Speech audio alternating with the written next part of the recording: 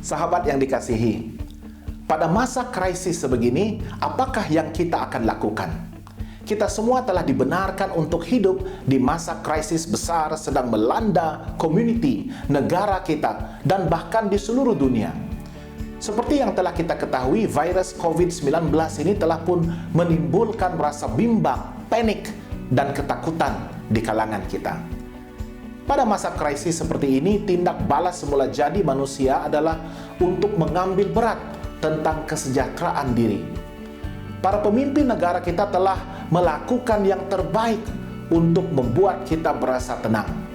Akan tetapi, tiada seorang pun yang dapat menahan diri daripada menjadi takut dan panik ketika berhadapan dengan krisis besar sebegini. Secara pribadi, pada masa-masa krisis sebegini, saya mendapati bahwa diri saya lebih cenderung untuk mempercayai iman saya kepada Tuhan. Dan pada masa yang sama, mendekatkan diri dengan firman-Nya yang akan memberikan dorongan dan kekuatan kepada saya. Saya akan berkomunikasi dengan Dia yang tinggal di dalam diri saya untuk memberikan saya ketenangan yang mendamaikan. Daud berkata kepada Tuhan dalam Mazmur 16 ayat 1, "Jagalah aku ya Tuhan, sebab padamu aku berlindung." Alangkah betapa indahnya pernyataan iman ini. Jika kita perhatikan, Daud sendiri memerlukan kepercayaan yang tinggi untuk dapat mengungkapkan kata-kata ini. Iman yang tinggi seperti ini terbentuk secara semula jadi apabila sudah mengetahui siapakah Tuhan yang kita sembah. Memahami kekuatan serta keupayaannya, serta benar-benar mempercayai kuasa serta kedaulatannya.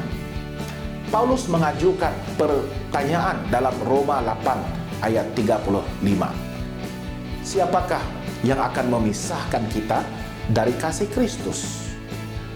Penindasan atau kesesakan, atau penganiayaan, atau kelaparan, atau ketelanjangan, atau bahaya, atau pedang? Jawabannya untuk menjawab soalan tersebut adalah begitu pasti.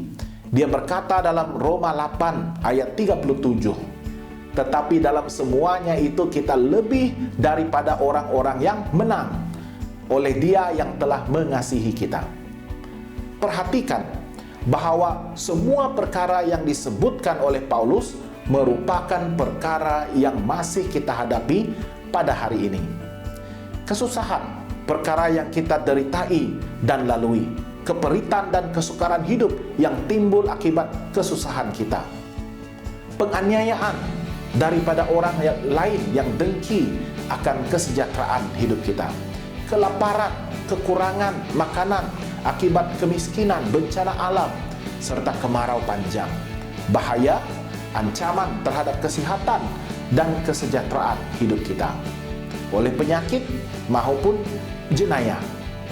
Namun Paulus dengan penuh yakin menyatakan bahwa tidak ada perkara yang dapat memisahkan orang percaya daripada Tuhan. Sekali lagi kita memerlukan iman yang tinggi untuk dapat membuat pernyataan sebagai pemenang melalui Kristus. Perlu mengetahui siapa Kristus yang adalah Tuhan kita, memahami kuasa dan kebesarannya, dan kemudian benar-benar mempercayai akan kekuatan dan keupayaannya. Tuhan bertanya kepada kita, mengapakah kita bimbang tentang kehidupan kita ketika Dia sendiri mampu menguruskan hal-hal terperinci yang lebih rumit seperti burung-burung di udara, bunga bakung di ladang, serta mengenakan rumput di padang. Sekiranya Tuhan memelihara, menjaga, dan melindungi kesemua ciptaannya itu, sudah pasti Dia akan tetap memelihara kita, ciptaannya yang paling agung dan istimewa ini, yang hidup daripada nafas kehidupannya.